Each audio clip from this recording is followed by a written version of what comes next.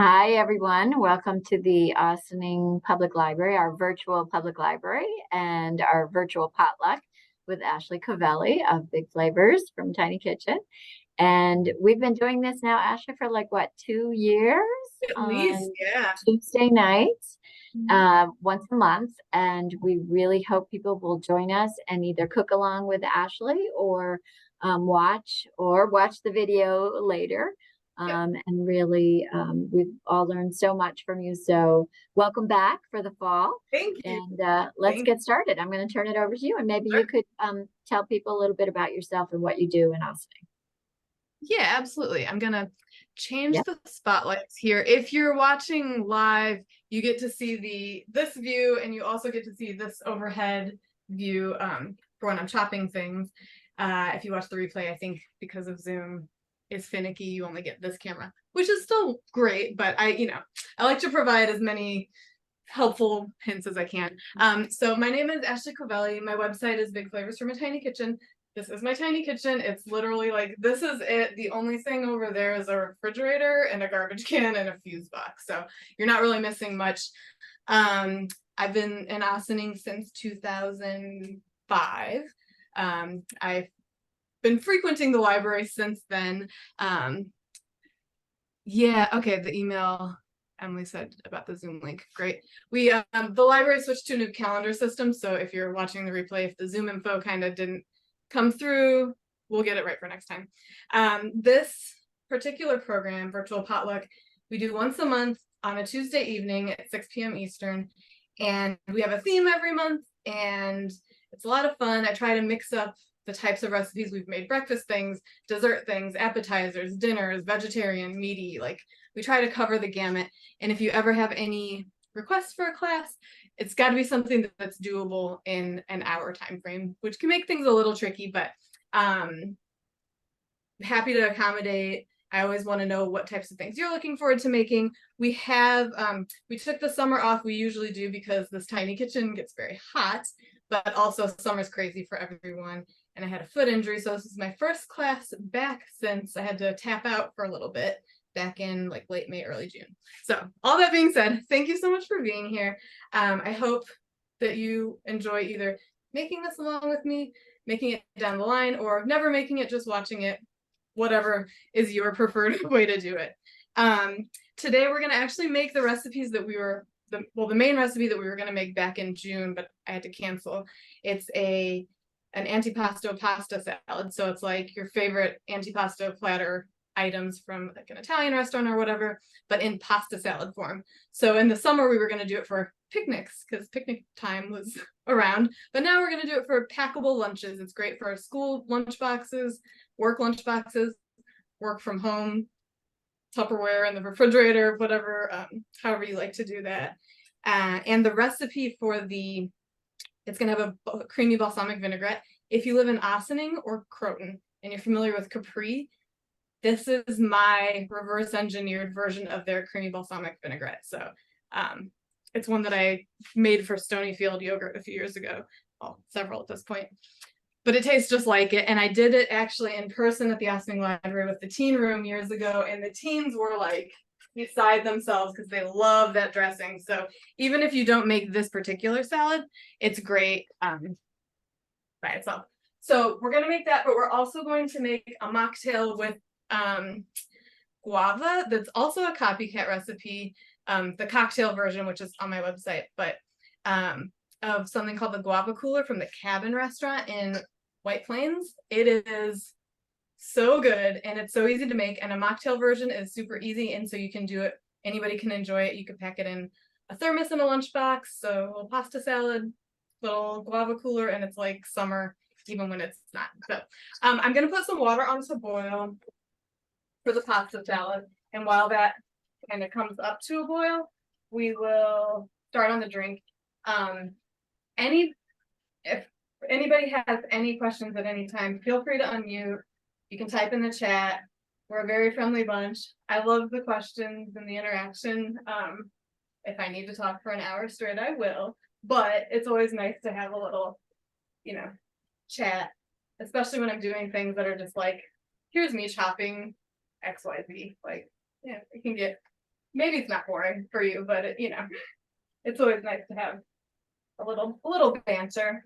And it doesn't have to be specifically about this recipe. If you have any cooking questions, I'm always happy to answer. We do have, while this is very slowly filling up, we do have next month, Tuesday, October 24th at 6 p.m. again. It is two very fun celebration months. October is National Cookbook Month every year. You can put this on high heat on the stove. It's National Cookbook Month, so that's when a lot of new cookbooks will be released, but I usually do something with the Ossining Library. Actually, we need to talk about this, Diana. I usually do a display.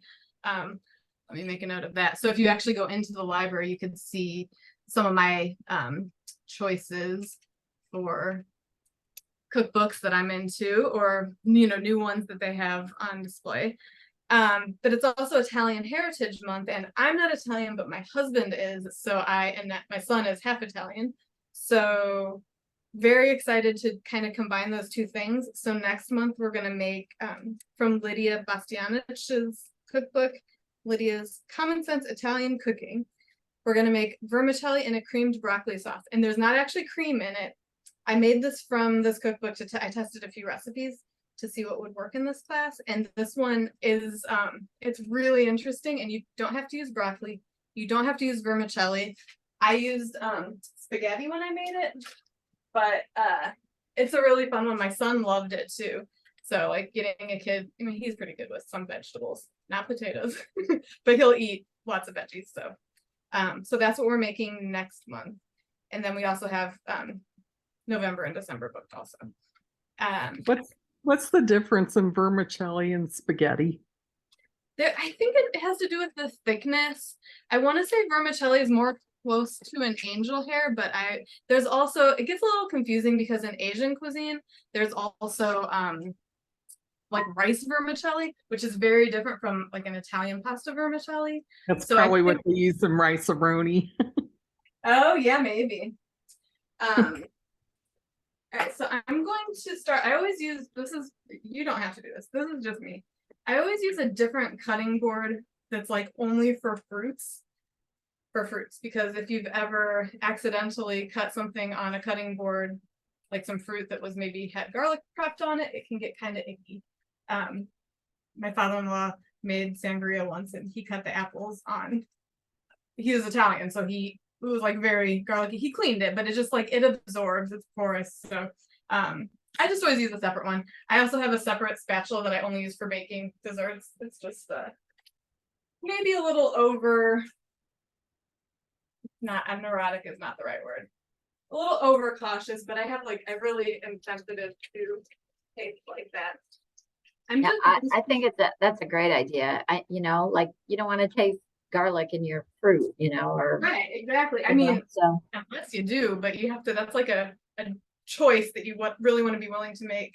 So the other day, I made guacamole, and I think I've made that with this class before.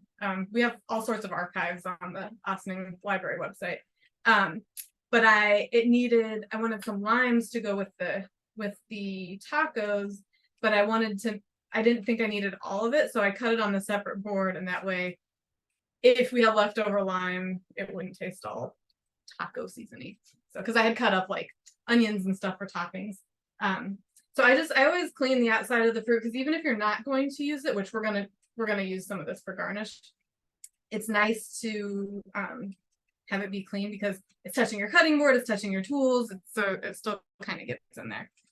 I'm just gonna make some seltzer. I have a soda stream. If anybody can see how far I can pull this out. I had made some earlier, but it got drank before I got here to set up for class. So you fill it with, I use filtered water up to this line, and then you stick it on here. We've had several models over the years. And then there's on top, there's a 1 drop, 2 drop, and 3 drop button for how carbonated you want it. And it just pushes the CO2 into that. So if you drink a lot of seltzer or even sodas, you can make your own. It's so much more cost effective. But also, you can keep, they sell glass bottles, they have These ones, I have a little tiny one with a loop that I put around my wrist that I carry around with me. I just like it. Sometimes I'll put my own fruit juice in here or something. They also sell, like, I bought from my son, they have like a concentrated, like Pepsi. They have name brands. They also have generic, so you can do like Pepsi, root beer, Coke. Or, I don't know if Coca-Cola does it actually. Bubbly does some. So you can, I don't know. I'm big on like if you can save like all the cans and stuff, if you use it a lot, it's worth it.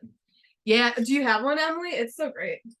I'm just gonna show before, if you're making a cocktail and you think you might want to do a garnish with some citrus peel, before you cut it in half, it's much easier to peel it. So if you take, this is called a Y, it's just a vegetable peel, but this, because it's shaped like this, is a Y-shaped one, as opposed to, which you could also use this one, I don't know, an L, an I don't know if this actually, I think it's just a vegetable peeler, but I'm gonna use this one because it's a little sharper.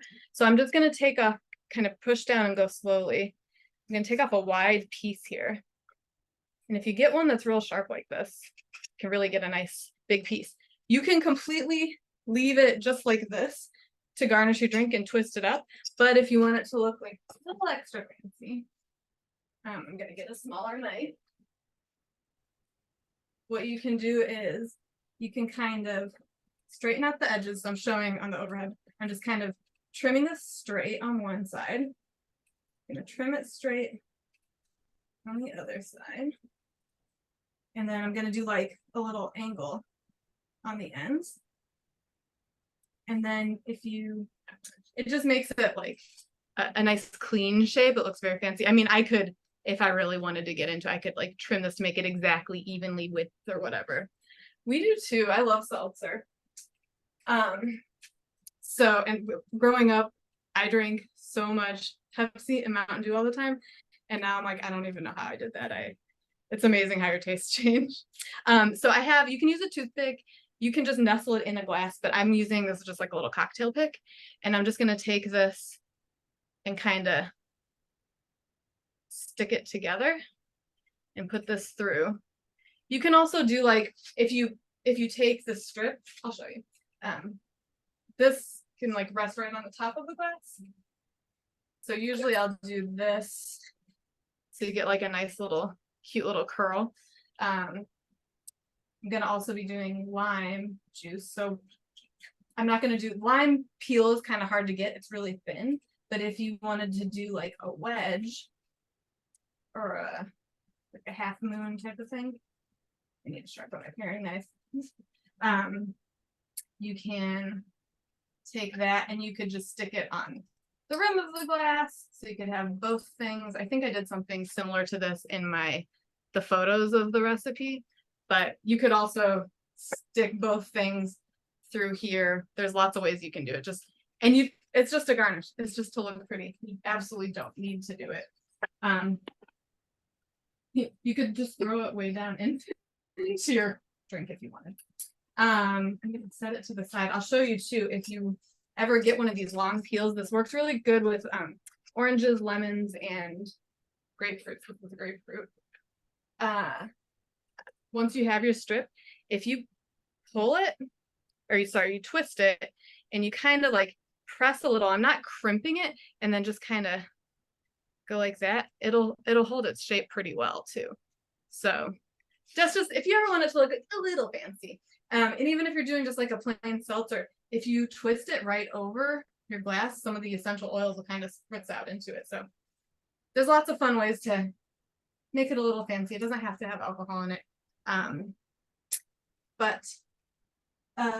This, I'm going to put, this is a cocktail shaker. This one has a built-in strainer. If you don't have a built-in strainer, you can use a regular mesh strainer. They also have one called a Hawthorne strainer that, I don't have one of those here, but I have one of these little guys. You could pour out and strain right through this.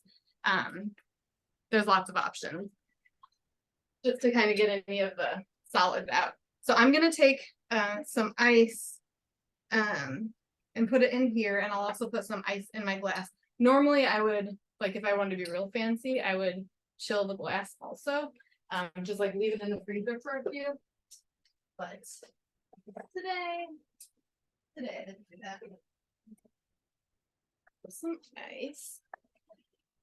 Something that I learned recently that was a little, not super recently, it was a little counterintuitive to me about mixing cocktail and mocktail. Normally, sorry, that's very loud. Normally with a recipe, you want to list the ingredients in the order that they're used. And if you're putting in certain, if you're putting in things at the same time, like this, we're mixing everything together, you would list whatever's the greatest quantity first. But for something like this, and cocktails especially, what I've learned is you want to start with the least expensive ingredient.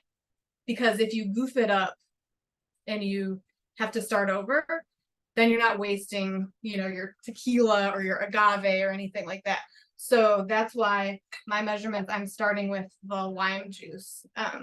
So the lime juice and the grapefruit juice and some pineapple juice. So a half ounce That's of lime juice. actually really smart.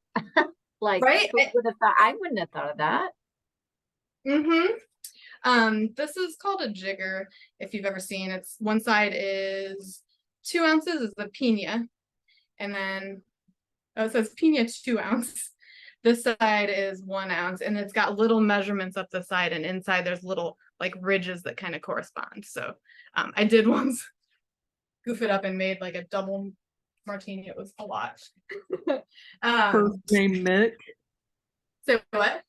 First name Mick. Jigger. Nick, I heard it. All right, then if you've been to my classes before, I'm sure you've seen this, but when you have these little citrus juicers, this one is great for lemons or limes. I actually have a bigger one that I'm going to use for the grapefruit. And I could use, I'm not going to dirty too, but this is, you don't have to use a juicer. You can use your hands, you can stick a fork in there and squeeze. But I used to think you were supposed to line up the curve of the fruit with the bottom of this. So you put it in this way and squeeze, but you're actually supposed to put it in with the curved side up so that this piece can press down on it. So I'm going to measure this right into the, I think pony, it's a pony and a jigger. One of them, I think the pony's the smaller one. I'm blanking right now, but so half an ounce is the second line on the inside of the smaller side. So I'm going to squeeze it right into here. You could also do it in a bigger, like a liquid measuring cup. Actually, yeah, this big juicer is making a little more of a mess than I'd like, but if you go slow enough, it can drip right into there. Actually, I just looked online. It says a jigger is most commonly 1.5 ounces and a pony is 1 ounce. Okay, yeah. A shot is in between that at 1.25 ounces. Yeah, they like to confuse you, but yeah. So I've got, and this is easily scalable. If you were going to do this ahead of time, I would just measure the fruit juices and put them in a container separately and then shake them with ice or stir them with ice when you're going to serve it. If you're adding tequila, which is what's in the cocktail version, and you're making it in a batch, add the tequila like right before you serve. So this is going to go right over the ice. That's a half ounce of lime juice. Now I'm going to do 3/4 of an ounce of grapefruit juice. Tried to keep it easy measurements to scale. So like if you wanted to make, normally I would make 2 or 3 of these because my husband and my son would have them. So again, I'm going to take the fruit. I love grapefruit. Put it that way. We're going to go 3/4 of an ounce. And then basically the way that I made this into a mocktail instead of a cocktail like it is at that restaurant is I took out the tequila and instead we're going to add, spritzing. We're going to add seltzer. If you have a flavored seltzer that you like, by all means use that. So like if you have a pineapple seltzer or really anything flavored wise that you like, you can use that. You're going to pour that in there. Hang on one moment. I'm sure my son wasn't bringing friends in the house. Not right now. Half ounce of lime juice, 3/4 of grapefruit juice. I wouldn't recommend for a cocktail or a mocktail like this using the bottled lime juice, but it's pretty aggressive. And I'm gonna turn the heat down on this because it's boiling, but I want to wait just a moment. I found pineapple juice in these like little tiny bottles at Stop and Shop, and it's a little dark, but it's fine. It's good till next year. So versus the little cans, you know, where they're like tiny little cans, I feel like they go bad kind of fast. So I like that this is nice and resealable. 1 ounce of pineapple juice. This I'm not squeezing fresh, although I do have a juicer. So 1 ounce of pineapple juice. And then we're gonna do, so again, least expensive to the most expensive. Now we're gonna add the guava nectar. And this was on sale at Stop and Shop when it's their brand. I've not tried their brand before. Guava nectar. Guayaba is how you say it in Spanish. It was on sale right at the front of the store when I was shopping for this class. So I was like, this was a good sign. So for this, I'm going to do 3 ounces of guava nectar. So one of these, this side is 2 ounces. So I'm going to fill this. Ooh, this ounce one, this side once. This side once. This is hard to pour out of. Maybe that's why it was on sale. And this is, I mean, this stuff is great to keep around just for doing. Supposedly, if you turn it the other way and pour, it pours better. If you try it. Oh, you know what? Yeah, for broth I have, but I've tried it more with the ones that have like the little round spout. This one, I'm not so sure. Because this one, I think it would hit this. But the ones that have the little twist off cap, you know, those ones, instead of pouring this way, you pour this way, and it doesn't drip down at all. It's great. Absolutely. Okay, so we've got all our juices in here. We're gonna shake it, and usually for shaking, I just shake it until my hands are too cold. I have very hot hands. So your hands feel nice and frosty, and you'll see like the outside is getting covered in frost.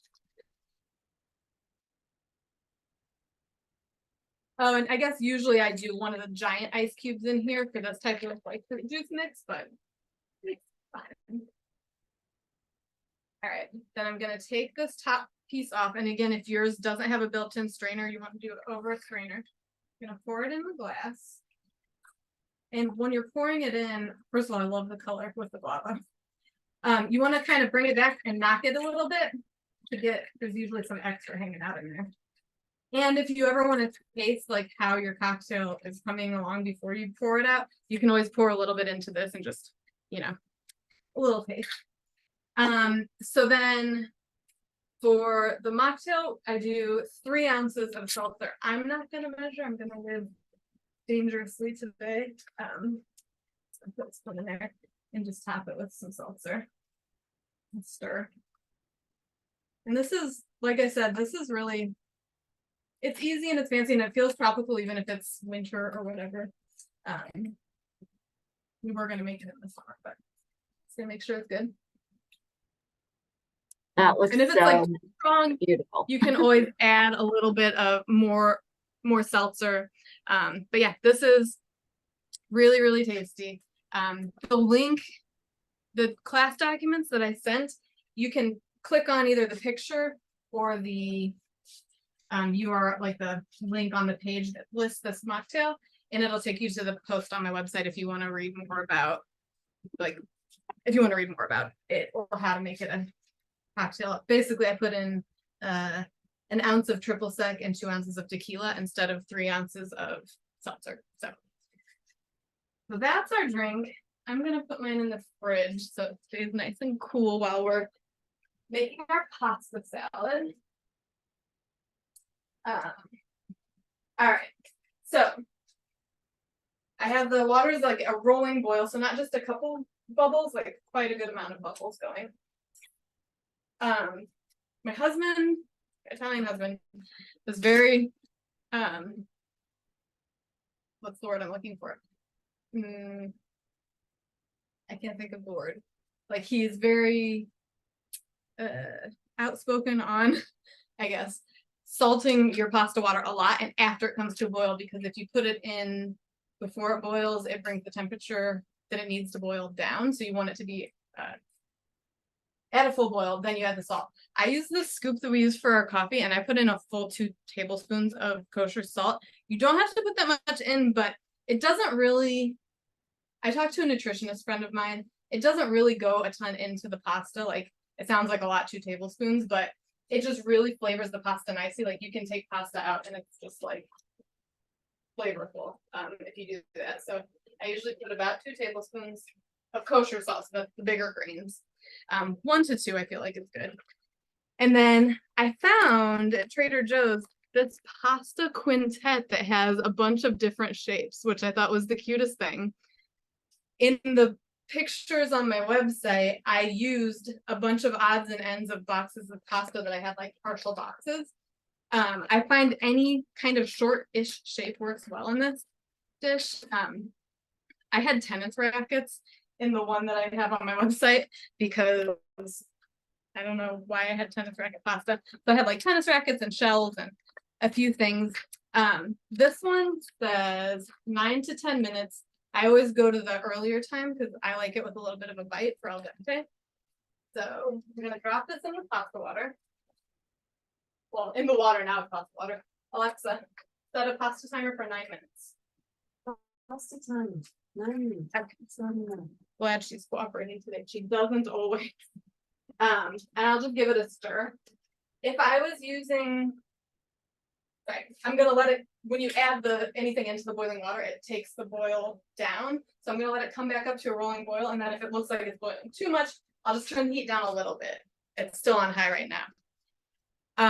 If you're using multiple types of pasta, it seems like it would be crazy to figure it out, but it's really not. So if I had this that takes 9 minutes, and then I had another pasta that says 8 minutes for al dente, what I would do is I would add this one first, set a timer for 1 minute, add the other one, set a timer for 8 minutes. And from the one on my website, I think I used 3 or 4 different pastas and they all had different cooking times. So you have to do a little bit of math up front, but it's not terrible. But that way they'll all be cooked properly and you won't have any, like, some that are hard and some that are meh, you know. All right. So while the pasta cooks and it's boiling a lot again, so I'm gonna turn it down just a little, probably like medium high. We can move on to, we'll do the dressing.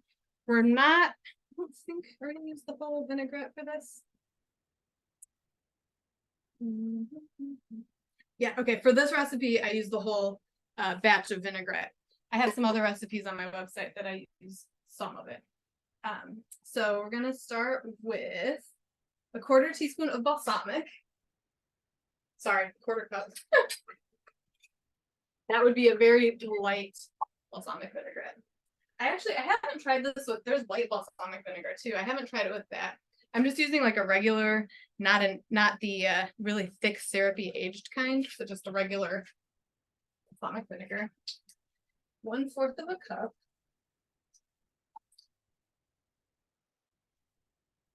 And then it adds a couple spices in here.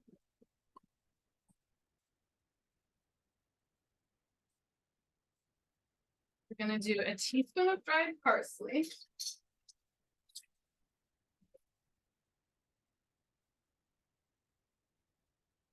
Teaspoon of dried parsley, a 1/2 teaspoon of dried basil.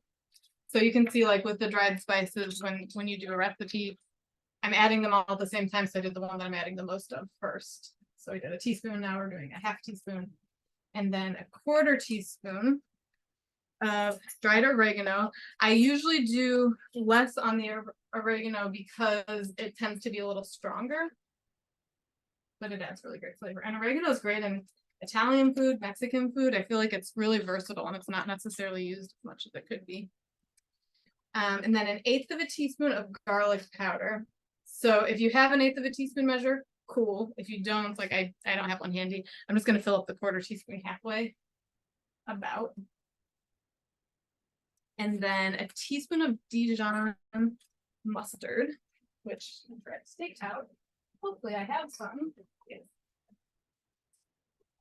and shake your Dijon before you squirt it into the spoon. You don't want that like gross. I don't know why it's so gross. It's just water that separates, but it just like, have you ever squirted ketchup on a hot dog or mustard and it's just like kind of I've gross? done that. It's gross. It's like, It's just take a it. funny thing. And it makes it soggy. yeah. So I usually shake it, but then I also just give it a quick squirt over the sink just in case there's a little hanging on. And then also sometimes like around the top there'll be some like crusty stuff that you might just want to, maybe you don't want that in your dish. So again, it wouldn't be the end of the world if you got Dijon mustard water in here. I just prefer it. Okay, so we've got balsamic, parsley, dried basil, oregano, dried oregano, garlic powder, Dijon. We're gonna also add a teaspoon of sugar, and I just put my teaspoon in the sink, so I'm gonna use my half teaspoon twice. The sweetness of this really balances out the balsamic and the yogurt. And you can always adjust later if it feels like it needs more.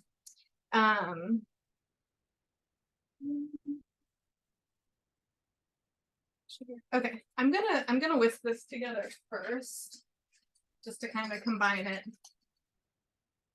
And then I'm gonna add in 3 tablespoons of plain Greek yogurt. I didn't have Greek yogurt. I usually do. I have this. This is just plain. This is European style. I tried it for the first time from Trader Joe's. I feel like it's kind of in between a Greek and a regular thickness wise. Or no, sorry, thickness wise it's like regular. Greek is a little better for this particular recipe, but tanginess wise it's kind of in between the two. So it's got the tanginess kind of like Greek yogurt, but it's thinner consistency. So 3 tablespoons.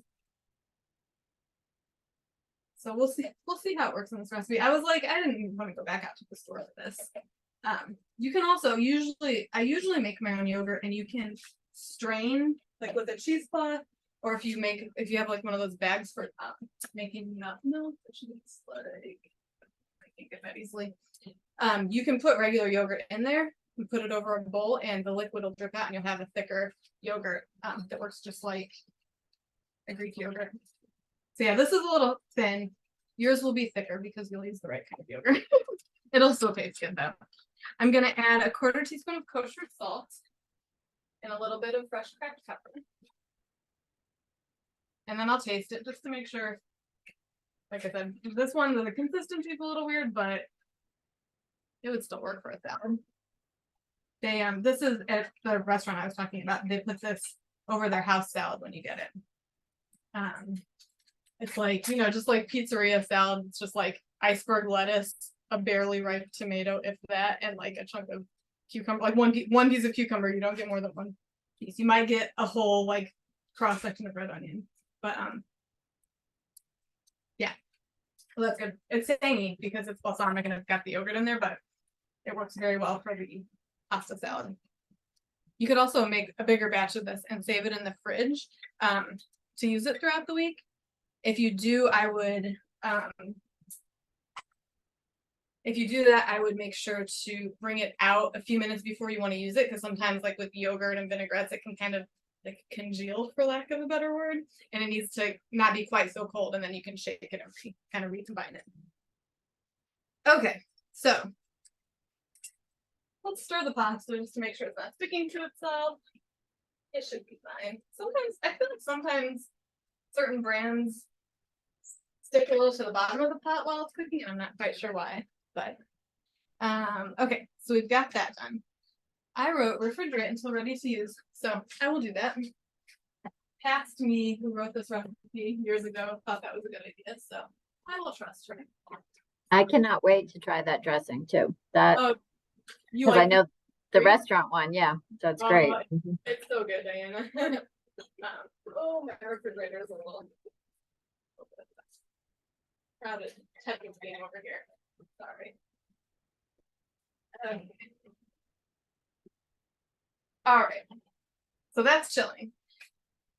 We're going to just start cutting up some toppings or some mix-ins to go in. You could really customize this with whatever you like in your pasta salad. I'm doing some fresh mozzarella, some salami, some cherry tomatoes, What did let me just read this really quickly.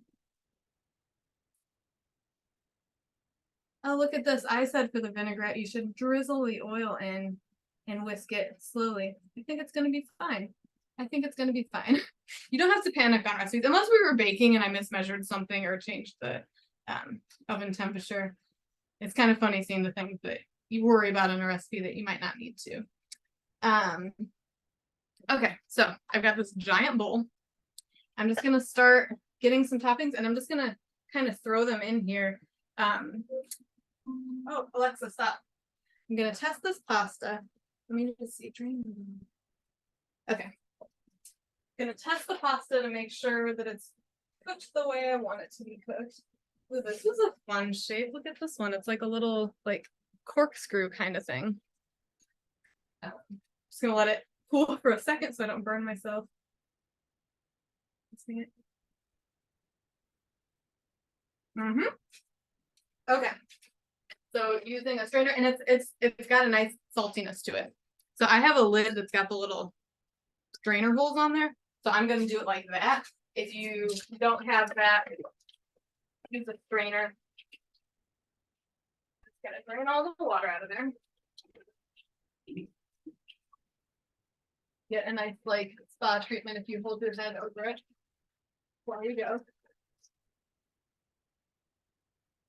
I'm just kind of like shaking it to really get all as much water as I can out of there.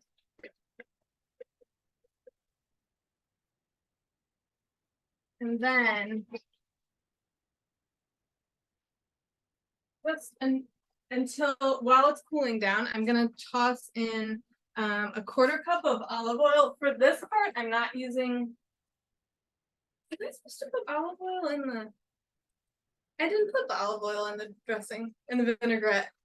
I missed an ingredient and it still tasted good. Okay. Sorry. I'm here. We're doing this. The way I printed it out, there was a line break, and so I didn't catch that the olive oil went with that. But it's all good. So I'm gonna use a 1/4 cup of regular olive oil, not extra virgin, to toss in the pasta while it cools, just so that it doesn't stick to itself. It gives it a nice, like that, if you ever are cooking pasta for dinner and it's ready, but the rest of your food isn't ready, just put in a little bit of olive oil and stir it around. Or if it's a sauce that you're using the sauce for all of the pasta, put a little bit of the sauce and stir it around. That way it won't form a big clump on you. I think I'm actually going to pour it into this bowl so it cools off a little faster. I got a question for you. Yeah. So if you put oil in the pasta, does that affect how the pasta sauce will stick to it? Usually, so if I was doing it for like like a red sauce, like a marinara type of situation, I would just do like a tablespoon or two and stir it around, and I don't think it really affects it that much. I'm thinking more of this though. Oh, for this, will it affect Sept's? What was your?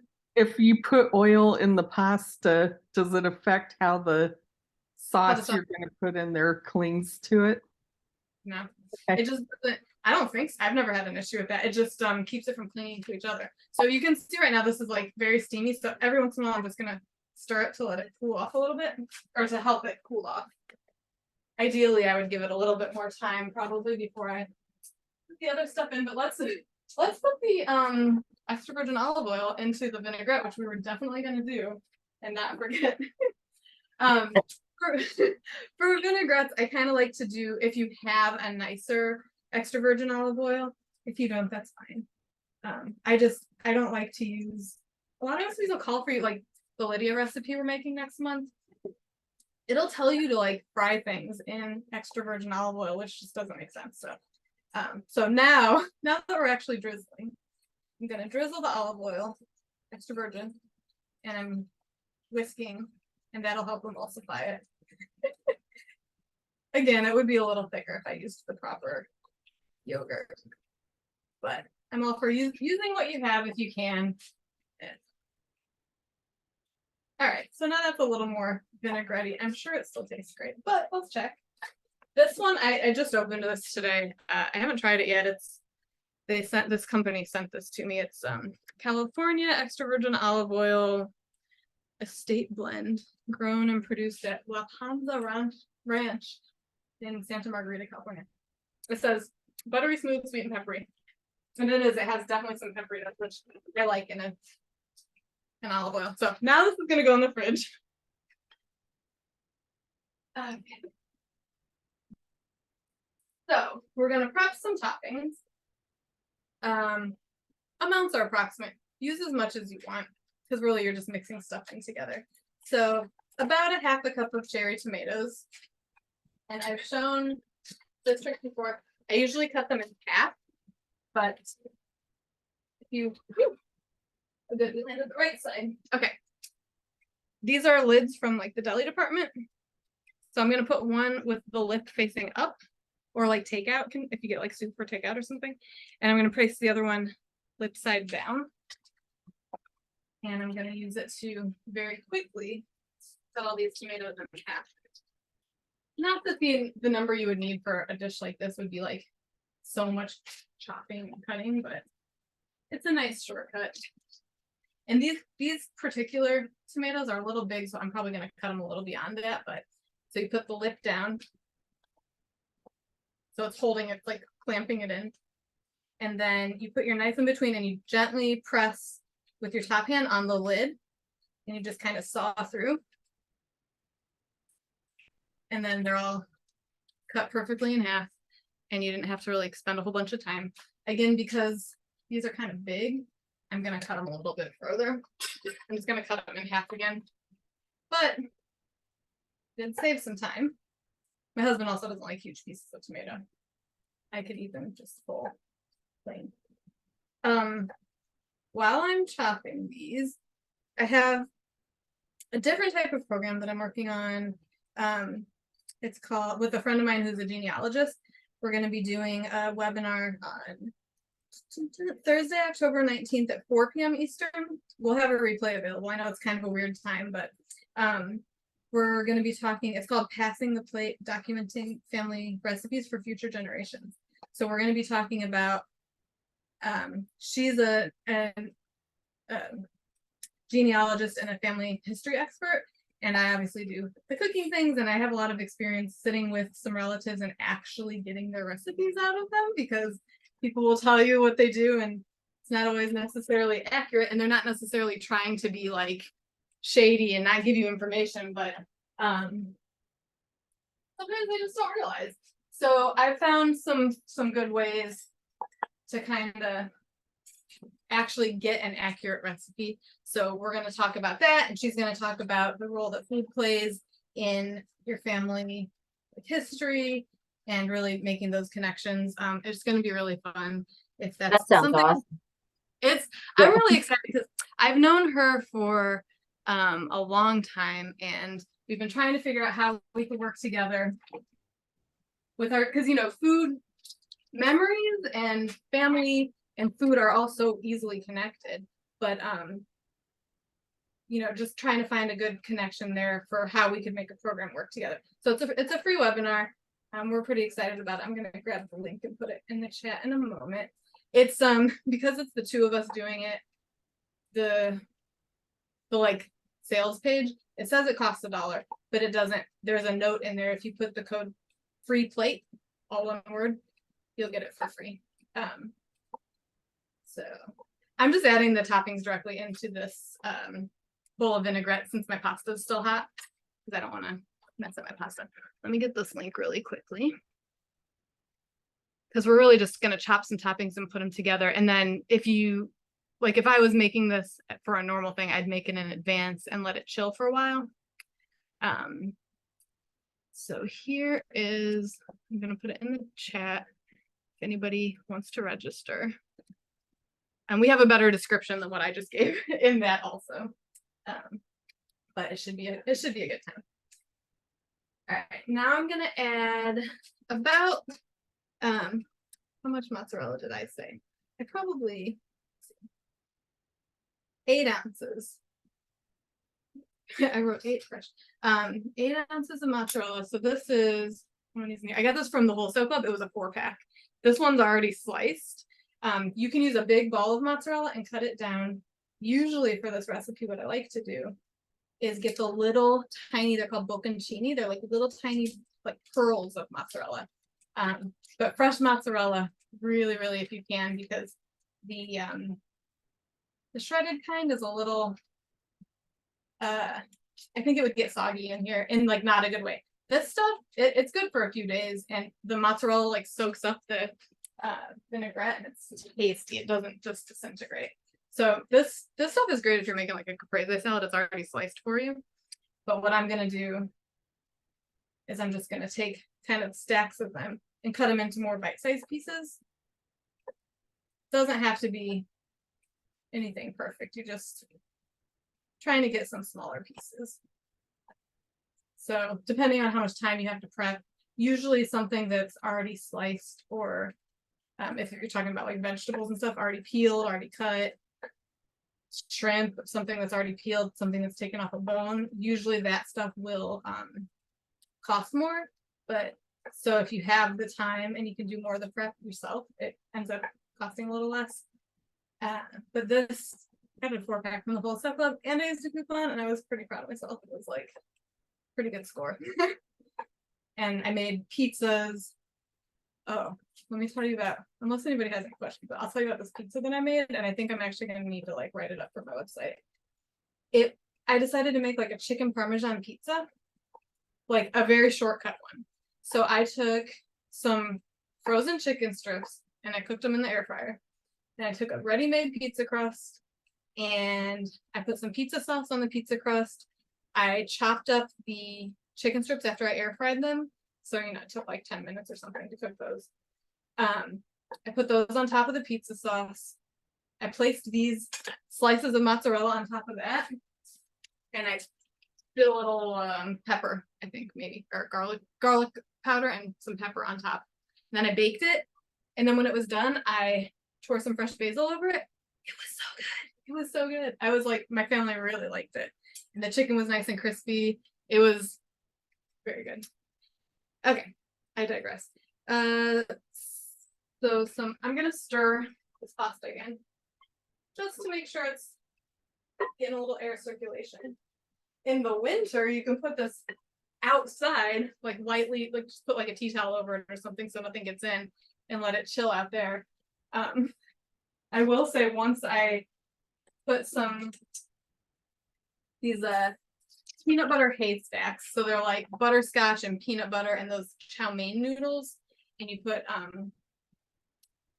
peanuts in it, and you make little like kind of piles and you chill it in the fridge, and they form these like really ridiculously tasty things. I need to make them again. Actually, not them. But I put them outside to cool because we were having a Super Bowl party February. I'm just gonna drain some sliced olives. These are black olives. You can use whatever kind you like. If you don't like olives, I have some friends who don't. Leave them out. I put them outside. And then I'm sitting here in the kitchen. I have a little window over here. And I was like, oh my gosh, look at that cute little squirrel sitting on we have like a big rose of Sharon bush outside my window. Oh, how cute. It's like saying hi to me. Oh, that's adorable. And then later I went to go get my peanut butter haystacks. And that squirrel had gotten in there, him and his friends. They ate all of the peanuts out of them and then some of the other stuff. So obviously like I had to ditch them.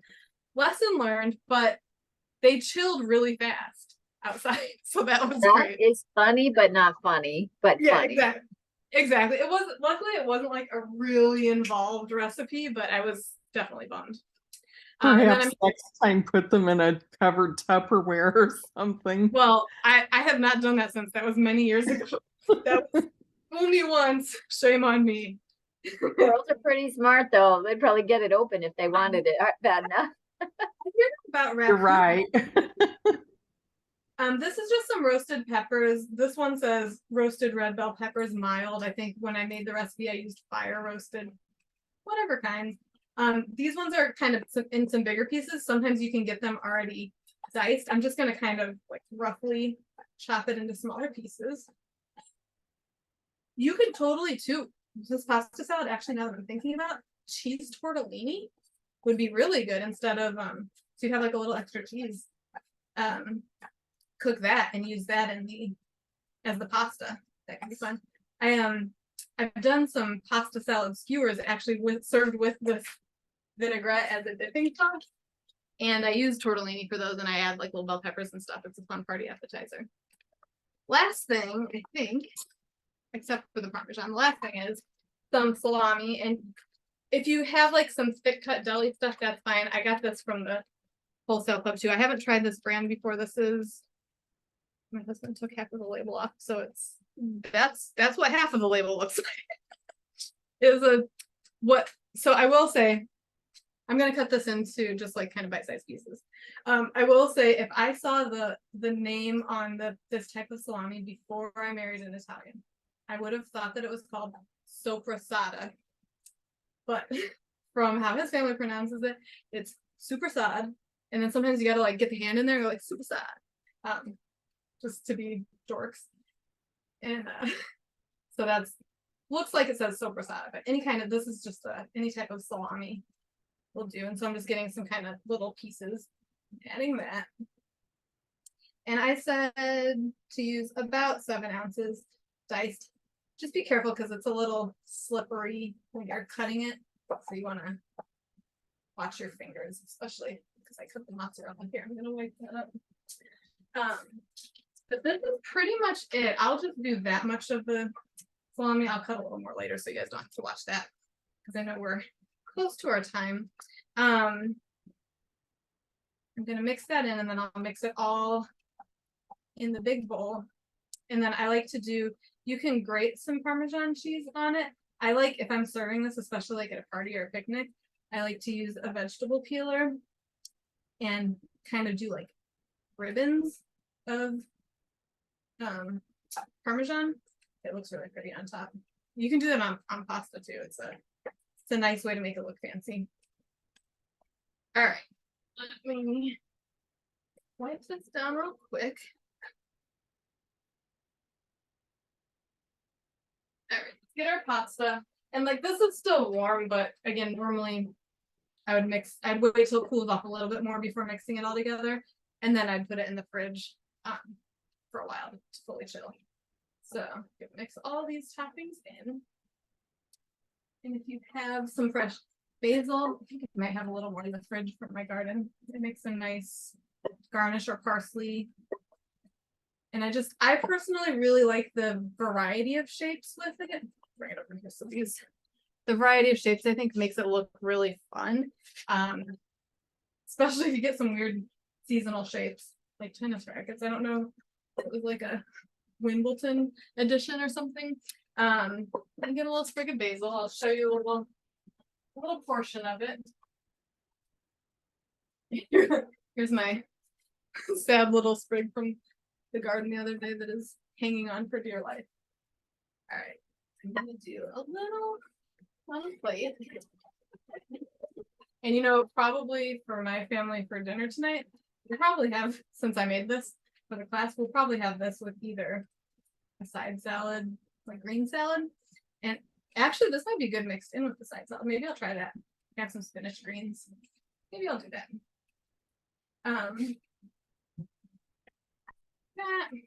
Get my Parmesan chunk, and I'm gonna wash the guava off of my peeler so we don't have a guava pasta salad. And you can just shave little ribbons. It looks really pretty. So this is the big piece of Parmesan. I'm just gonna take this and those nice big pieces. My son likes chunks. Well, we all do chunks of Parmesan. If you put the tip of your knife in there and you just twist it, you can get these nice chunks, and the flavor is really, really good. So that's the pasta salad. Put a little fresh basil on top. And then I'm gonna get my guava cooler back out. Since mine sat for a little bit, it has separated because I have the seltzer in there. If I was packing this in a lunch with the seltzer, I would put the juice in a cooler, the juices in a thermos, and I'd pack a can of seltzer with it. That way they could kind of go at the end. But there's our 2 recipes, really good for lunches, packing Looks great. Thank you so much. Yeah. So again, next time, October 24th, Tuesday at 6 p.m. Eastern, we're celebrating Italian Heritage Month and National Cookbook Month, and we're making one of Lydia Bastianich's recipes. She's like the queen of Italian cooking. The registration, I believe, is open or will open tomorrow. It's Yeah, open. it's open. Yeah. And I'll double check so that the link goes out like 2 or 3 times or whatever. Yeah. Yeah. With the reminder. Yeah.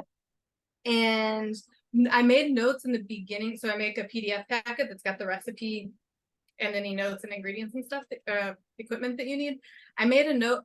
I'm gonna change a couple things, but it's not ingredient wise. It's just the steps because we can talk about this more next month, but a lot of cookbooks aren't necessarily practical for home cooks the way that they're doing things. So I like to try to streamline it, and so I had some thoughts. I left the recipe as Lydia wrote it since it's National Cookbook Month, but just know that we're gonna switch it up a little bit. And thank you so much for joining. I hope to see you again. Yeah. Thank you, everybody. We're really glad you're here and look forward to seeing you in October. Yeah. Have a good evening, everyone. Thank you. Thank Take you. care.